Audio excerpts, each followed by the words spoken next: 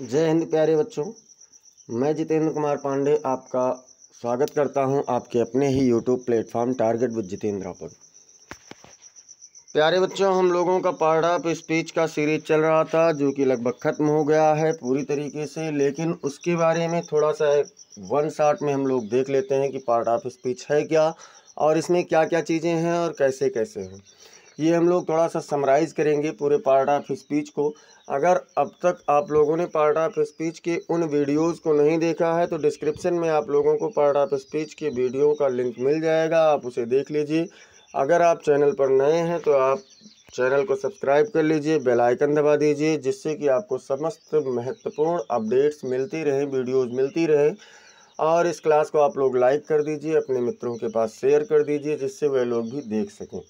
तो चलिए हम लोग शुरुआत करते हैं part of speech one shot में। जैसा कि आप लोग देख सकते हैं, इसमें समस्त पार्ट्स को लिया गया है, सम्मिलित किया गया है और बहुत कम समय में लिया गया है। तो देखते हैं कि क्या क्या चीज़ें हैं। तो बेटा, पार्ट ऑफ स्पीच की हम बात करें तो सबसे पहले तो हमें ये जानना है कि पार्ट ऑफ स्पीच है क्या। तो इसकी हिंदी होती है शब्दभेद। शब्दभेद किसे कहते हैं? तो देखिए, कहा गया है कि words are divided into different types according to the work they do in a sentence is called part of speech. Generally होता क्या है कि हम लोग पार्ट ऑफ स्पीच तो जानते हैं कि पार्ट ऑफ स्पीच है, पार्ट ऑफ स्पीच है, इसमें ये है वो है, सब कुछ सीख लेते हैं, लेकिन पार्ट ऑफ स्पीच क्या है इसे हम नहीं सीख पाते हैं। तो वो चीज़ हम यहाँ पर बता रहे हैं कि words are divided into different types according to the work they do in a sentence is called part of speech. यानी कि क्या हुआ इसका अर्थ? तो वाक्य के शब्दों को उनके प्रयोग के अनुसार भिन्न भिन्न रूपों में बांटा जाता है, जिन्हें शब्दभेद कहते हैं। अगर कोई पूछे शब्दभेद किसे कहते हैं तो किसे बताएंगे कि वाक्य के शब्दों को उनके प्रयोग के अनुसार भिन्न भिन्न रूपों में बांटा जाता है, जिन्हें शब्दभेद कहते हैं। तो बेटा, ये हम लोगों का तो शब्दभेद की परिभाषा थी। अब हम सभी जानते हैं कि पार्ट ऑफ स्पीच में 8 प्रकार होते हैं। कौन कौन से? तो उन 8 प्रकार में नाउन होता है, प्रोनाउन होता है, एडजेक्टिव होता है, noun, pronoun, adjective, verb, adverb, preposition, conjunction. Preposition होता है, इसके बाद में कंजक्शन होता है और कंजक्शन के साथ साथ इंटरजेक्शन भी होता है। ये 8 पार्ट्स हम लोगों के इसके अंतर्गत आते हैं।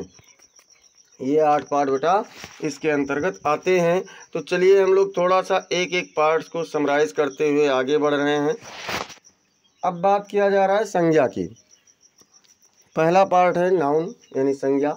अगर कोई आपसे पूछ ले कि नाउन किसे कहते हैं, तो आप लोग जानते हैं a noun is the name of person, place, animals, qualities, state, shape और थिंग। मतलब हम सीधे कह सकते हैं कि किसी व्यक्ति, वस्तु, स्थान, गुण, अवस्था आदि के नाम को संज्ञा कहते हैं। बेटा, अगर किसी भी प्रकार का इस दुनिया में कोई भी नाम है, किसी भी वस्तु का हो, व्यक्ति का हो, जीव जगत का हो, मतलब चाहे वो जंतु जगत, जैव जगत हो या अजैव जगत हो, जंतु जगत हो या वनस्पति जगत हो, अगर उसका नाम है तो वो संज्ञा है। और नाम ही संज्ञा है, वो व्यक्ति या वस्तु या स्थान संज्ञा नहीं है। अगर हम लोग बात करें कि संज्ञा कितने प्रकार की हुई, तो संज्ञा में हम लोगों ने इसके प्रकार को पढ़ा है। नाउन टाइप्स में नाउन टाइप्स 5 प्रकार का होता है। एक होता है प्रॉपर नाउन, दूसरा होता है कॉमन नाउन, तीसरा होता है कलेक्टिव नाउन, चौथा होता है मटेरियल नाउन और पांचवा होता है एब्स्ट्रैक्ट नाउन। अब देखिए, जैसे प्रॉपर नाउन क्या है, यानी व्यक्तिवाचक संज्ञा। इसको हम लोग कह सकते हैं व्यक्तिवाचक, अर्थात कि किसी विशेष व्यक्ति, वस्तु या स्थान के नाम को। विशेष मतलब कि ऐसा नाम जिससे पहचान हो किसी एक का, ऐसा नाम जिससे केवल किसी एक का पहचान हो, तो उसे हम विशेष नाम कहते हैं। जैसे आप लोग यहाँ पर कह सकते हैं मोहन, सोहन, गीता, धानेपुर या गोंडा, या आप कह सकते हैं दिल्ली, मुंबई। ये सभी क्या हैं? स्थानों के नाम हैं। और वस्तुओं के नाम में जैसे कुर्सी है, कलम है, ये सभी हमारे क्या है बेटा, ये सभी हमारे व्यक्तिवाचक संज्ञा हैं। तो इस तरीके से इंग्लिश में इसकी परिभाषा बनती है, a proper noun is the name of particular person, place और थिंग। बात करें हम लोग कॉमन नाउन क्या है, तो कॉमन नाउन की बेटा अगर बात करें तो कॉमन नाउन होता है, a common noun is the name of person, place और थिंग्स इन सेम क्लास और काइंड। मतलब इसमें एक ही वर्ग के या एक ही प्रकार के, एक ही जाति के व्यक्ति, वस्तु या स्थान के नाम को हम लोग क्या कहते हैं, तो इसे हम लोग जातिवाचक संज्ञा कहते हैं। अब बेटा अगर कोई आपसे पूछे कि सर जी तो ये जातिवाचक संज्ञा की कोई एग्जाम्पल बताइए, तो जातिवाचक संज्ञा का एग्जाम्पल क्या है, जैसे बॉय है, बॉय आपने कहा, किसी भी लड़की को आप लड़का बोल सकते हैं। आप लोगों ने गर्ल कहा तो किसी भी लड़की को आप लड़की बोल सकते हैं। आप लोगों ने अगर मान लीजिए काऊ कहा, डॉग कहा, ट्री कहा, यानी ऐसा नाम जिससे हम उस संपूर्ण जाति को भी पुकार सकते हों, तो ऐसे नामों को कॉमन नाउन कहते हैं। अब तीसरा आता है कलेक्टिव नाउन। कलेक्टिव नाउन क्या है बेटा, a collective noun is the name of group. A collective noun is the name of groups, यानी कि समूह के नाम को समूहवाचक संज्ञा कहते हैं। अब समूह का नाम कैसा भी समूह हो, चाहे व्यक्तियों का समूह हो, वस्तुओं का समूह हो या फिर स्थानों का समूह हो, तो हम उसको क्या कहेंगे, उसको हम लोग समूहवाचक संज्ञा कहेंगे। जैसे कह दिया जाए कि आर्मी हो गया, क्लास हो गया, आर्मी मतलब सैनिकों का समूह है, क्लास छात्रों का समूह है, हाइव्स मतलब मधुमक्खी का छत्ता है, बंच ऑफ कीज है, बंच ऑफ ग्रेप्स है। ये सारी चीज़ें बेटा आप लोगों की किसके अंतर्गत आ जाती हैं, ये सभी कलेक्टिव नाउन के अंतर्गत आती हैं। और अगर हम चौथा नंबर बात करें मटेरियल नाउन की, तो मटेरियल नाउन क्या है, material noun is the name of matters, या सीधे सब्सटेंसेस कह सकते हैं, मतलब पदार्थों का नाम ही पदार्थवाचक संज्ञा है। अब वो पदार्थ चाहे लिक्विड अवस्था में हो, चाहे सॉलिड अवस्था में हो, या फिर एयर अवस्था में हो, यानी कि गैसीय अवस्था में हो। तो बेटा चाहे जिस अवस्था में हो, वो तीनों अवस्थाओं के पदार्थ को इसमें कहेंगे। जैसे वाटर है यानी पानी है, तो ये गैसीय अवस्था में है। अगर हम बात करें आयरन की, गोल्ड की, तो ये सभी क्या है, ये सभी सॉलिड अवस्था में है, ठोस अवस्था में है। अगर हम लोग बात करें कि द्रव उसमें मतलब एयर अवस्था में, तो एयर वाले यानी हवा वाले में, जैसे आप लोग गैस कह सकते हैं, नाइट्रोजन कह सकते हैं, ये सभी बेटा क्या हैं, ये सभी आपके मटेरियल नाउन हैं। अब आता है अब्स्ट्रैक्ट नाउन। अब्स्ट्रैक्ट नाउन क्या है, तो an abstract noun is the name of quality, state और शेप, मतलब गुण, अवस्था या आकार के नाम को क्या कहते हैं, तो गुण, अवस्था या आकार के नाम को गुणवाचक या भाववाचक संज्ञा कहते हैं। जैसे कि ऑनेस्टी हो गया यानी ईमानदारी, डिसऑनेस्टी हो गया मतलब बेईमानी, चाइल्डहुड हो गया मतलब बचपना, और इसके बाद में अगर हम लोग और देखें तो मैनहुड है यानी मानवता है। ये सभी बेटा क्या है, तो ये सभी हम लोगों का ये सभी अब्स्ट्रैक्ट नाउन हैं। अब यहाँ पर आपको एक चीज़ और ध्यान देना है, ये समस्त चीज़ें बहुत व्याख्यात्मक रूप से आप लोगों को पहले पढ़ाई जा चुकी हैं। यहाँ पर हम लोग वन शॉट में समराइज़ कर रहे हैं। नाउन के बाद में हम लोगों ने उसमें नंबर भी पढ़ा है, जो कि बताया गया है कि 2 प्रकार का होता है, सिंगुलर नंबर, प्लूरल नंबर। और फिर अगला टॉपिक हम लोगों का आता है जेंडर, वो भी पढ़ाया गया है। और नाउन के अंतर्गत ही हम लोगों ने केस को भी पढ़ा है, 5 प्रकार के होते हैं, ये भी पढ़ाया गया है। ये समस्त चीज़ें वहाँ पर हम लोगों को पढ़ाया गया है। अब हम लोग चलते हैं बेटा अगले क्वेश्चन स्लाइड पर। अगले स्लाइड पर देखते हैं क्या है, तो अगली स्लाइड पर हम लोगों का आ जाता है प्रोनाउन। प्रोनाउन क्या है, प्रोनाउन बेटा अगर कोई आपसे पूछे कि क्या है, तो a pronoun is the word which is used in place of noun to avoid the repetition of noun. मतलब क्या करते हैं कि एक सर्वनाम वह शब्द है जो संज्ञा के दोहराव से, संज्ञा की बारंबारता से बचने के लिए उसके स्थान पर प्रयोग किया जाता है। मतलब संज्ञा के स्थान पर प्रयोग किए जाने वाले शब्द क्या कहलाते हैं, सर्वनाम कहलाते हैं। जैसे कि he, she, it, they, I, we, you, this, that, these, those, ये सभी आपके क्या हैं, तो ये सभी बेटा आप लोगों के कौन से शब्द हैं, प्रोनाउन हैं।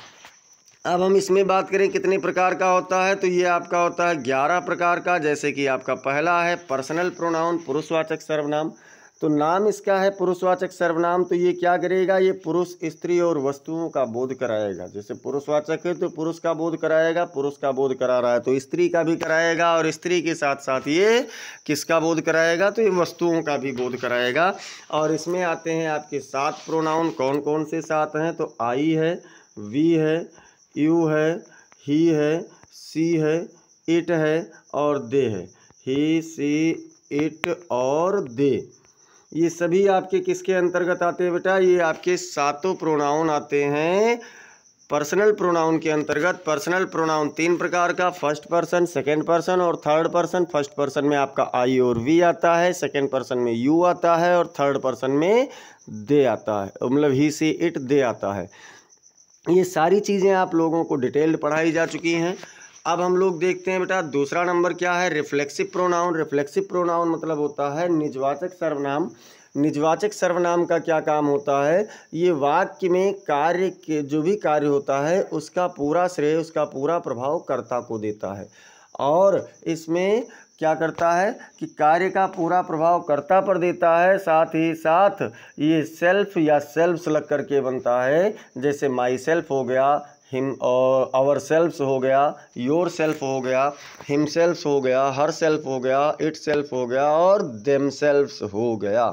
तो ये समस्त चीज़ें बेटा रिफ्लेक्सिव प्रोनाउन के अंतर्गत आती हैं और निजवाचक सर्वनाम कहलाती हैं, यानी अपने आप को ज़्यादा महत्व देती हैं। अब बात किया जाए तीसरा नंबर क्या है, तो तीसरा नंबर बाबू आपका है एम्फैटिक प्रोनाउन, यानी दृढ़तावाचक सर्वनाम। ये क्या करता है, ये किसी भी बात को बलपूर्वक जोरदार तरीके से कहता है, मजबूती से कहता है, दृढ़तावाचक सर्वनाम कहलाता है। और ये भी सेल्फ वाले ही होते हैं, जैसे myself, ourself, him और yourself, himself, herself, itself, themself. अब आप देखेंगे कि रिफ्लेक्सिव और एम्फैटिक दोनों एक ही तरीके से हैं। तो रिफ्लेक्सिव प्रोनाउन अधिकांशतः सब्जेक्ट और वर्ब के बाद में प्रयोग होता है और एम्फैटिक प्रोनाउन अधिकांशतः वर्ब के पहले प्रयोग होता है। लेकिन इन दोनों को हम लोग स्वतंत्र रूप से सब्जेक्ट के रूप में प्रयोग नहीं कर सकते हैं। अब देखते हैं तीसरा क्या है, चौथा क्या है, तो चौथा है बेटा आपका इंट्रोगेटिव प्रोनाउन, यानी कि प्रश्नवाचक विशेषण। वह समस्त विशेषण प्रश्नवाचक सर्वनाम, मतलब वह समस्त सर्वनाम जो प्रश्न पूछने का कार्य करते हैं, या वह सभी शब्द जो प्रश्न पूछने का कार्य करते हैं प्रश्नवाचक सर्वनाम कहलाते हैं। बस शर्त एक ही है कि इनके बाद में वर्ब का होना अनिवार्य है, और वो भी ज़्यादातर हेल्पिंग वर्ब ही आपको मिलता है, जैसे व्हाट हो गया, व्हेयर हो गया, व्हाई हो गया, ये सभी आपके क्या है बेटा, तो ये सभी आप लोगों के प्रश्नवाचक सर्वनाम हैं। इसके बाद में आपका आता है रिलेटिव प्रोनाउन। रिलेटिव प्रोनाउन यानी संबंधवाचक सर्वनाम। तो ये क्या करते हैं, संबंधवाचक सर्वनाम वाक्य में संयोजक का कार्य करते हैं और अपने से पहले उपस्थित किसी संज्ञा या सर्वनाम से ये उसका संबंध प्रकट करते हैं, जो इनका प्रीसीडेंट कहलाता है। और ये हमेशा उसी वचन में होते हैं जिसमें इनका प्रीसीडेंट होता है। अब बात करते हैं डिमॉन्स्ट्रेटिव प्रोनाउन। तो डिमॉन्स्ट्रेटिव प्रोनाउन क्या है, यानी संकेतवाचक सर्वनाम। वह सर्वनाम जो संकेत को प्रकट करता है। संकेत प्रकट करने का मतलब जैसे दिस, दैट, दीज, दोज, ये क्या करते हैं, ये 4 सर्वनाम ऐसे हैं जो संकेत प्रकट करते हैं, और इसलिए ये सभी क्या कहलाते हैं, डिमॉन्स्ट्रेटिव सर्वनाम प्रोनाउन कहलाते हैं। अब बात करेंगे बेटा डिस्ट्रीब्यूटिव प्रोनाउन की। तो डिस्ट्रीब्यूटिव प्रोनाउन क्या है, डिस्ट्रीब्यूटिव प्रोनाउन यानी विभाग सूचक सर्वनाम। जैसे कोई एक समूह है, कोई एक ग्रुप है, और उस ग्रुप में से प्रत्येक का बोध कराने वाला जो सर्वनाम होगा वो क्या कहलाएगा, तो वो आप लोगों का डिस्ट्रीब्यूटिव प्रोनाउन कहलाएगा। जैसे इसमें क्या है, तो इसमें ईच है, आइदर है, नाइदर है, ये सभी आपके क्या है बेटा, डिस्ट्रीब्यूटिव प्रोनाउन है। अब देखिए जो संकेतवाचक प्रोनाउन है यानी कि सर्वनाम है, दिस, दैट, दीज, दोज, इनके बाद में वर्ब का होना अनिवार्य है।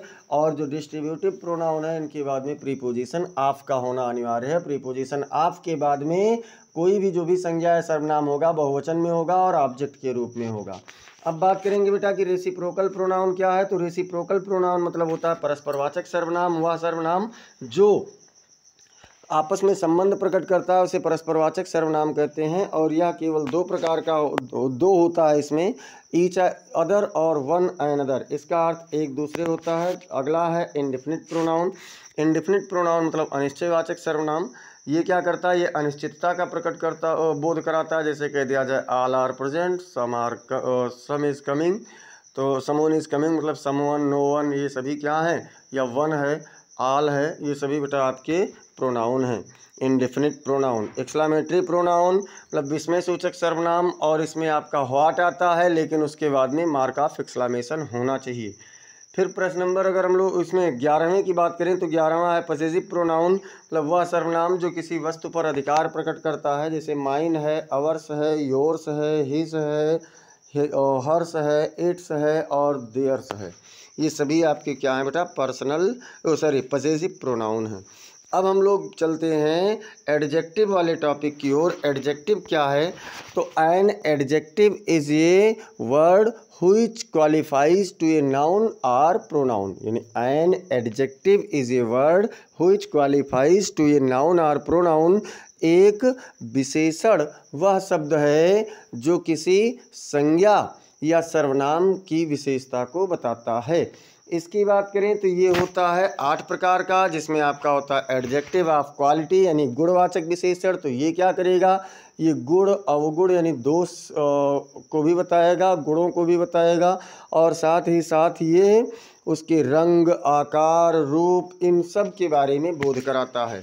जैसे कह दिया जाए कि टाल गर्ल मतलब लंबी लड़की, तो टाल यहाँ पर क्या है, टाल उसकी विशेषता है। और अगर कह दिया जाए फैट मैन तो ये उसका आकार है। ब्लैक पेन तो ये कलम का विशेषता है, ब्लैक। इसके बाद में बात करें एडजेक्टिव ऑफ क्वांटिटी मतलब कि परिमाणवाचक विशेषण।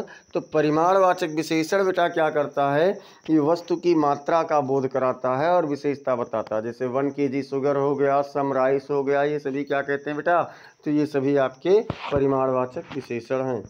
और फिर कह दिया जाए एडजेक्टिव ऑफ नंबर मतलब संख्यावाचक विशेषण, तो ये किसी भी वस्तु की संख्या का ज्ञान कराता है कि वस्तु कितनी संख्या में है, वस्तु कितनी संख्या में है। जैसे कह दिया जाए संख्यावाचक विशेषण में कि 2 रुपीज़ 5 फिंगर्स, और कह सकते हैं कि सम पीपुल मतलब कुछ लोग, सम मनी कुछ रुपए, कुछ धन। तो ये सभी बेटा आपका क्या कहलाता है, ये सभी आपके संख्यावाचक विशेषण कहलाते हैं। चौथा आपका है डिमोन्स्ट्रेटिव एडजेक्टिव संकेतवाचक विशेषण।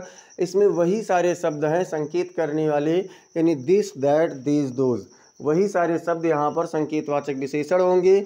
बस केवल शर्त इतनी है कि इनके बाद में नाउन का होना अनिवार्य है। जैसे दिस बुक इज़ माइन या दिस बुक इज़ गुड, तो दिस के बाद में बुक नाउन आ रहा है। फिर आ रहा है डिस्ट्रीब्यूटिव प्रोनाउन, डिस्ट्रीब्यूटिव एडजेक्टिव यानी कि विभाग सूचक विशेषण। और इस विभाग सूचक विशेषण में जब हम लोग बात करेंगे तो विभाग सूचक विशेषण मतलब होता है कि जो किसी ग्रुप में से प्रत्येक का बोध करा रहा हो, समूह में से प्रत्येक का बोध करा रहा हो, उसे हम क्या कहेंगे, उसे हम लोग विभाग सूचक विशेषण कहेंगे। जैसे अगर हम विभाग सूचक विशेषण की बात करें तो विभाग सूचक विशेषण में आप लोगों का एक आ जाता है विभाग सूचक विशेषण में, ईच है, एवरी है, आइदर है, नाइदर है, लेकिन इनके तुरंत बाद में नाउन का प्रयोग होगा। फिर इंट्रोगेटिव एडजेक्टिव है, तो इंट्रोगेटिव एडजेक्टिव मतलब प्रश्न पूछने वाले विशेषण। तो बेटा प्रश्न पूछने वाले विशेषण 5-6 हैं। कौन कौन से, एक तो आपका व्हाट है, व्हिच है, हुज है, और क्या है, हाउ मेनी और हाउ मच। ये 5 शब्द आपके इंट्रोगेटिव एडजेक्टिव कहलाते हैं, लेकिन शर्त यही है कि इनके बाद में क्या होना चाहिए, नाउन होना चाहिए। फिर पॉसेसिव एडजेक्टिव है, और इसमें ये मतलब किसी व्यक्ति, वस्तु या स्थान पर यानी संज्ञा या सर्वनाम पर अधिकार प्रकट करेंगे, और इसमें आपका माई आ जाता है। माई के साथ साथ आप लोगों का क्या आता है, माई है, अवर है, योर है, हिज है, हर है, इट्स है और दियर है। ये आपके यानी कि जो पॉसेसिव हैं वो ये समस्त प्रोनाउन विशेषण आ जाते हैं। अब बात करें प्रॉपर एडजेक्टिव की। प्रॉपर एडजेक्टिव मतलब व्यक्तिवाचक विशेषण। तो जो शब्द प्रॉपर नाउन से बनते हैं, जो विशेषण प्रॉपर नाउन से बनते हैं, उन्हें हम लोग प्रॉपर एडजेक्टिव कहते हैं। और प्रॉपर नाउन से बनने वाले विशेषण कौन कौन से हैं, तो मतलब जैसे इंडिया है, इंडिया प्रॉपर नाउन है, और इंडियन कह दिया गया तो प्रॉपर एडजेक्टिव है। तो ये हम लोगों का एडजेक्टिव था। इसके बाद में हम लोग जब चलेंगे बेटा वर्ब की ओर, तो वर्ब क्या है, a verb is a word which denotes an action of a noun और प्रोनाउन, मतलब एक क्रिया एक शब्द है जो किसी संज्ञा या सर्वनाम के कार्य का बोध कराती है। बात करें कि कितने प्रकार की होती है, तो मुख्यतया दो प्रकार की। एक तो आपका है फाइनाइट वर्ब यानी नियत क्रिया, वह क्रिया जो वाक्य के काल और कर्ता के वचन के अनुसार बदल जाए। जैसे कहीं पर देखते हैं कि गोज लगता है तो कहीं पर वेंट हो जाता है, तो कहीं पर गो हो जाता है, कहीं पर गोइंग हो जाता है, कहीं पर गॉन हो जाता है, मतलब अलग अलग रूपों में प्रयोग होता है। तो ये जो रूप बदलता रहता है, फॉर्म जिसको हम लोग कहते हैं first form, second form, third form, ये किसके बदलते हैं? ये फाइनाइट वर्ब के बदलते हैं। फाइनाइट वर्ब चार प्रकार की होती है। ट्रांजिटिव वर्ब यानी सकर्मक क्रिया, वह क्रिया जो वाक्य में कर्म के साथ में प्रयोग हो उसे सकर्मक कहते हैं, और वह क्रिया जो वाक्य में कर्म के बिना प्रयोग हो उसे हम लोग अकर्मक क्रिया कहते हैं। कर्म क्या है? ऑब्जेक्ट क्या है? यानी जिस पर कार्य का प्रभाव पड़े उसे हम लोग ऑब्जेक्ट कहते हैं। तीसरा है लिंकिंग वर्ब यानी कि पूरक या संयोजक क्रिया, तो वह क्रिया जो वाक्य में जब बी वर्ब यानी is, am, are, was, were और हैज, हैव, हैड, जब ये वाक्य में स्वतंत्र रूप से प्रयोग होती हैं तो इन्हें हम लोग क्या कहते हैं बेटा? तो इन्हें हम लोग पूरक क्रिया यानी संयोजक क्रिया कहते हैं। चौथा नंबर है एक्सिलरी या हेल्पिंग वर्ब यानी सहायक क्रिया। तो ऑक्सिलरी या हेल्पिंग वर्ब हम किसे कहते हैं? तो एक्सिलरी या हेल्पिंग वर्ब हम लोगों का होता है सहायक क्रिया, यानी जो वाक्य में टेंस और वॉइस का निर्माण करने में मुख्य क्रिया की सहायता करे उसे हम लोग क्या कहेंगे? उसे हम लोग सहायक क्रिया कहेंगे। समझ में आ रहा है ना? अब देखते हैं इन सब को डिटेल्स में आप लोगों को पढ़ाया जा चुका है वर्ब के द वर्ब नामक वीडियो में, और पार्ट 2 में आपका दूसरा है यानी नॉन फाइनाइट वर्ब है। नॉन फाइनाइट वर्ब को भी देख लेते हैं। नॉन फाइनाइट वर्ब मतलब वह क्रिया जो वाक्य के काल और कर्ता के वचन के अनुसार ना बदले, मतलब ये समस्त रूपों में एक ही रहे, हर जगह एक ही रहे, तो उसे हम क्या कहेंगे? उसे हम लोग नॉन फाइनाइट वर्ब कहेंगे। अब इसमें अगर बात करें कि कितना है, तो एक है इन्फिनिटिव यानी कि क्रियावाचक संज्ञा।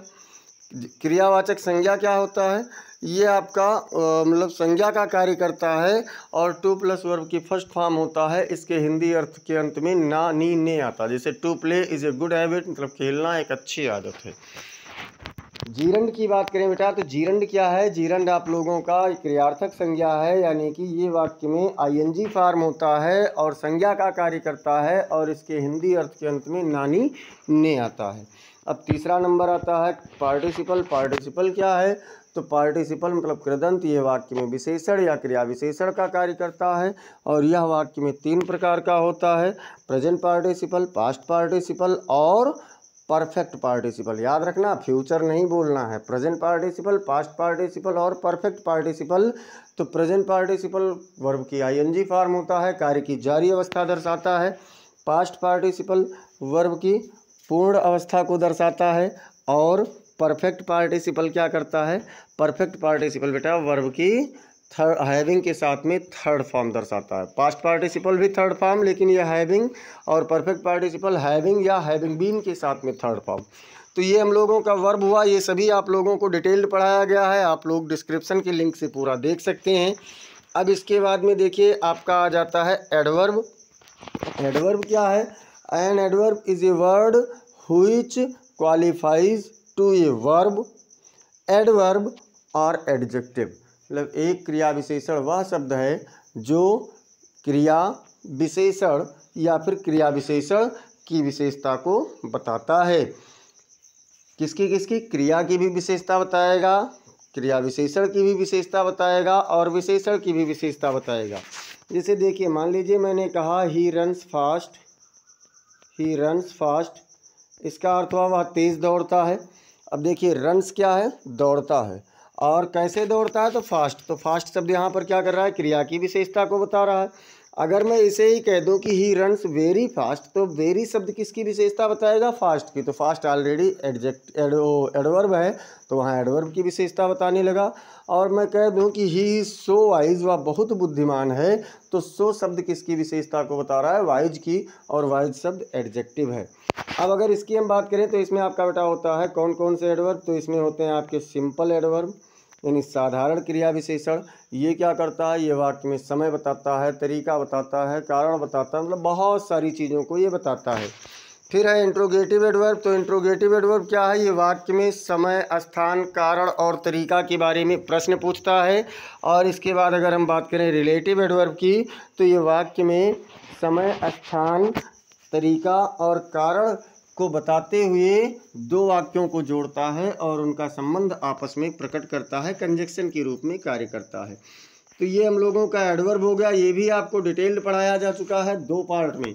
आप वहाँ से जा कर के डिस्क्रिप्शन में जो प्लेलिस्ट की लिंक है पार्ट ऑफ स्पीच की, आप वहाँ से देख सकते हैं। अब देखते हैं बेटा, अगला आपका आता है प्रीपोजिशन। प्रीपोजिशन मतलब होता है संबंधबोधक अव्यय। ये क्या है? तो ए preposition is a word which is used before a noun or pronoun and shows its relation to another noun or pronoun in a sentence। यानी एक संबंध सूचक अव्यय वह शब्द है जो एक वाक्य में किसी संज्ञा या सर्वनाम से पहले प्रयोग होता है और उसका संबंध वाक्य में स्थित किसी दूसरे संज्ञा या सर्वनाम से प्रकट करता है। अब अगर बात करें कि ये कितने प्रकार का होता है, तो ये आपका 4 होता है। एक तो होता है सिंपल प्रीपोजिशन, मतलब साधारण संबंध बोधक अव्यय, यानी जो केवल एक शब्द से बने, मूल शब्द से बने, जैसे कि इन है, आन है, अपान, मतलब इन है, आन है, अप है, ओवर है, एट है, विथ है, बाई है, ईटीसी। मतलब ये सभी आपके क्या है बेटा? तो ये सभी आपके साधारण संबंध बोधक अव्यय हैं। इसके बाद में दूसरा आप लोगों का आता है कंपाउंड प्रीपोजिशन, मतलब संयुक्त संबंध बोधक अव्यय। तो ये क्या होते हैं बेटा? ये ऐसे संबंध बोधक अव्यय होते हैं जो दो शब्दों से मिलकर के बनते हैं। जैसे अप और आन से मिलकर बना अपान, विथ और इन से मिलकर के बना विथ इन, और इन और टू से मिलकर के बना इन टू। तो ये सभी शब्द हमारे क्या कहलाते हैं? Compound preposition. तीसरा नंबर है फ्रेज प्रीपोजिशन। फ्रेज प्रीपोजिशन मतलब वाक्यांश संबंध बोधक अव्यय। ये ऐसे शब्द हैं वाक्यांश वाले जो दो शब्दों से, दो या दो से अधिक शब्दों से मिलकर के बनते हैं और अलग अलग होते हैं। जैसे अकॉर्डिंग टू हो गया, इन एडिशन टू हो गया, ये सभी उसके अंतर्गत आते हैं। पार्टिसिपल की बात करें, पार्टिसिपल प्रीपोजिशन, तो ये आपका प्रेजेंट पार्टिसिपल के रूप में होता है और प्रीपोजिशन का भी कार्य करता है। जैसे कि ड्यूरिंग है, कंसीडरिंग है, इंक्लूडिंग है, एक्सक्लूडिंग है, ये सभी आपके उसके अंतर्गत आते हैं। प्रीपोजिशन भी डिटेल पढ़ाया गया है, आप वहाँ से देख लेना। अब अगला टॉपिक हम लोगों का आता है कंजक्शन यानी संयोजक। तो कंजक्शन क्या है बेटा? कंजक्शन मतलब वह शब्द जो दो शब्दों, उपवाक्यों या वाक्यों को जोड़ने का कार्य करता है, वह संयोजक कहलाता है। मतलब a conjunction is a word which joins two words or clauses. मतलब a conjunction is a word which joins two words, clauses और सेंटेंसेज।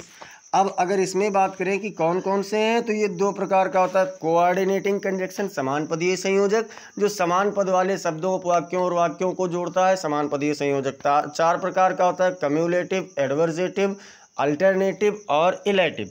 ये सारी चीज़ें आपको डिटेल्ड पढ़ाई जा चुकी हैं, लेकिन एक बार फिर से यहाँ पर समझ लेते हैं। कम्युलेटिव साधारण जोड़ बताता है, इसमें एंड आता है, एंड है ना, बोथ एंड है, नॉट ओनली बट आल्सो है, एज वेल एज है, ये सभी आपके कम्युलेटिव में आते हैं। एडवर्जेटिव विरोधी भाव रखने वाले समान पदों को जोड़ता है, जिसमें आप लोगों का येट, बट और स्टिल आ जाता है।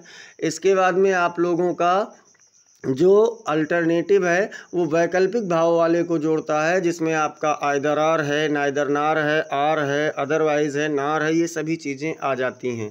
और इसके बाद में आप लोगों का आता है इलेटिव। इलेटिव परिणाम बोधक है, जो सो या देयर फॉर आता है। एक चीज़ और ध्यान रखना, यहाँ पर ऐसे कंजक्शन जो जोड़े के रूप में प्रयोग करते होते हैं उन्हें कॉरलेटिव कहते हैं, लेकिन वो समान पदीय वाले ही हों, कोऑर्डिनेट वाले ही हों।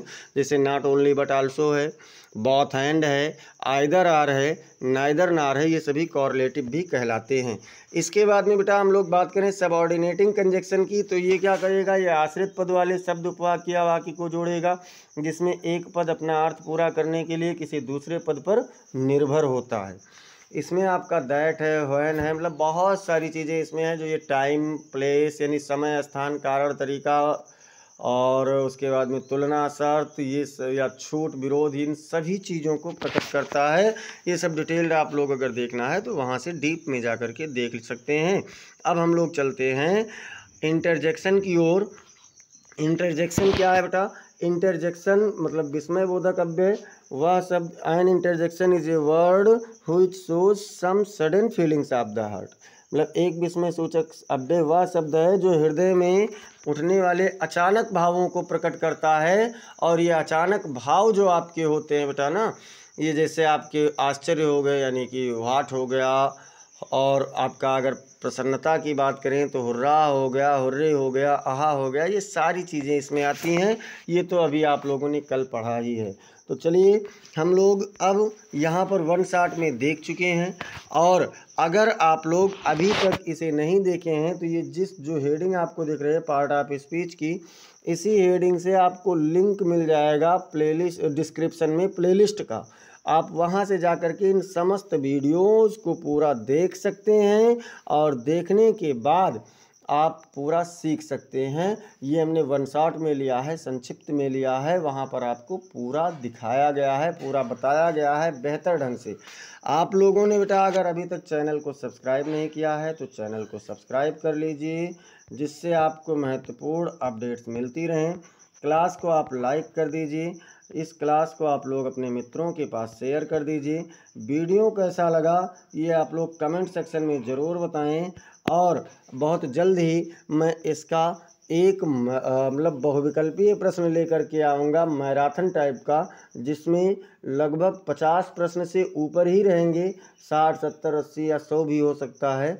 और उस क्लास में आप लोग अपनी समस्त जानकारियों को चेक कर सकते हैं कि कितना आपका सही जा रहा है। तो चलिए अब आज के लिए इतना ही, फिर मिलते हैं अगली क्लास में कल शाम 6 बजे। तब तक के लिए जय हिंद, जय भारत।